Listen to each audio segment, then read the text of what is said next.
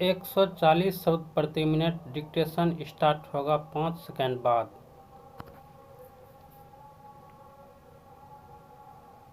Start.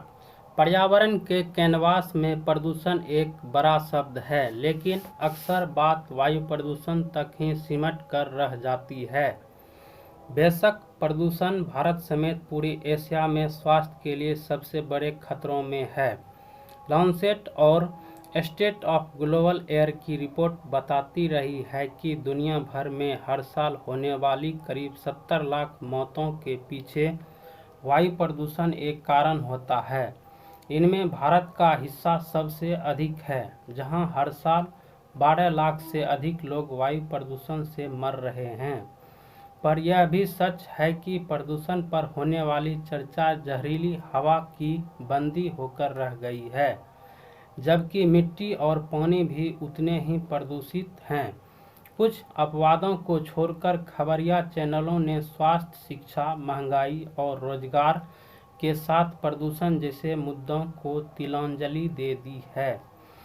वरना सरकार से यह सवाल जरूर पूछा जाता कि हमारे देश में मिट्टी में इतने खतरनाक रसायन क्यों भर रहे हैं, और जल गुणवत्ता सूचकांक में भारत 122 देशों में 120वें पायदान पर क्यों है। हवा के साथ पूरी पारिस्थितिकी का चक्र बनाने वाले मिट्टी और पानी का जहरीला होना जैव विविधता के लिए भी एक बड़ा खतरा है, जिसके बिना कोई जीवन संभव नहीं है। यह हैरानी की बात है कि हमारे देश में जहां कीटनाशकों के भारी इस्तेमाल के कारण मिट्टी और अनाज जहरीले हो रहे हैं और हजारों गांव कैंसर हॉटस्पॉट में तब्दील हो रहे हैं, पंजाब के मालवा से चलने वाली कैंसर ट्रेन को याद करें, जहां आज भी 50 साल से अधिक पुराना एक नख दंत विहीन कानून ही रसायनों का नियमन कर रहा है, जिसे इंसेक्टिसाइड कानून 1968 कहा जाता है। इस निर्जीव कानून के कारण कीटनाशक निर्माता कंपनियों पर कोई लगाम नहीं है। किसान कई बार इतने जहरीले कीटनाशक इस्तेमाल कर रहे हैं जिनकी इजाज़त श्रीलंका और बांग्लादेश में भी नहीं है। याद करें कि 4 साल पहले महाराष्ट्र के यवतमाल में कीटनाशक छिड़कते 21 किसान मर गए थे, 1000 से अधिक बीमार पड़ गए थे। जानकार बताते हैं कि किसानों के पास न तो सही कीटनाशक की पहचान का कोई तरीका होता है और न उन्हें उसकी जानकारी दी जाती है।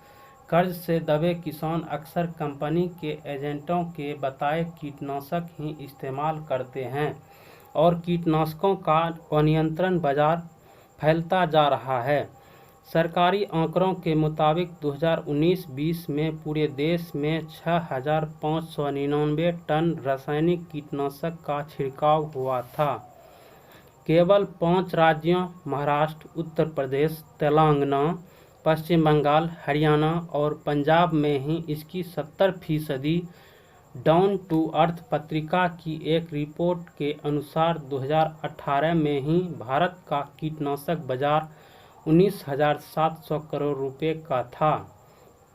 अक्टूबर 2019 में करीब 300 कीटनाशक भारत में पंजीकृत हो चुके थे और आज यह माना जा रहा है कि आज यह मार्केट 31,600 करोड़ रुपए का होगा।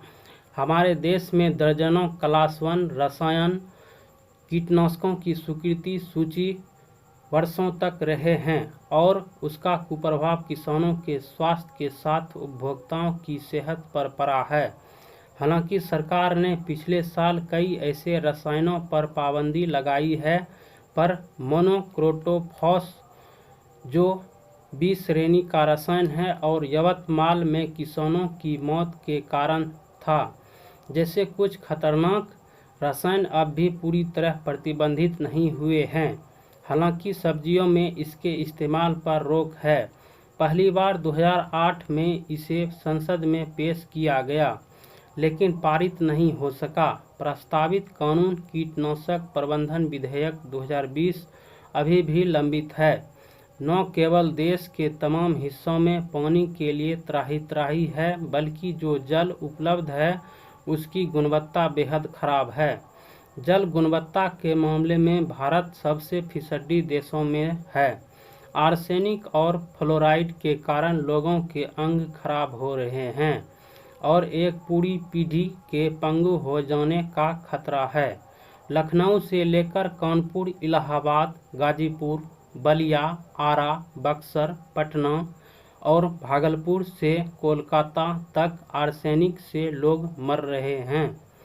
कई गांवों में जानते बूझते लोग जहरीला पानी पी रहे हैं क्योंकि उनके पास सुरक्षित पानी है ही नहीं। कई गांवों में लोगों ने अपनी बेटियों की शादी करना बंद कर दिया है। बिहार के गांवों में मुझे कई ऐसे युवा मिले जो सेना और अन्य सुरक्षा बलों में सिर्फ मेडिकल पास न करने के कारण भर्ती से रह गए। यही हाल फ्लोराइड पीड़ितों का है। मध्य प्रदेश के 2/3 जिलों में फ्लोराइड की समस्या है, जहां पानी में इसकी मात्रा सुरक्षित सीमा से कई गुना अधिक है। लेकिन न तो सरकार के लिए पर्यावरण और स्वास्थ्य के ये सवाल अहम हैं और न मुख्य धारा कही जाने वाली मीडिया की इनमें दिलचस्पी है।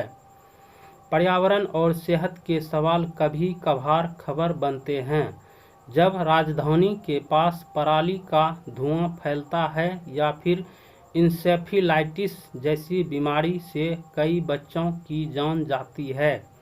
कोरोना ने हमें सिखाया है कि देश के मजबूत भविष्य के लिए पर्यावरण और स्वास्थ्य जैसे विषयों पर पूरी ताकत से और लगातार लिखने और बोलने की ज़रूरत है। इसका कोई विकल्प हमारे पास नहीं है।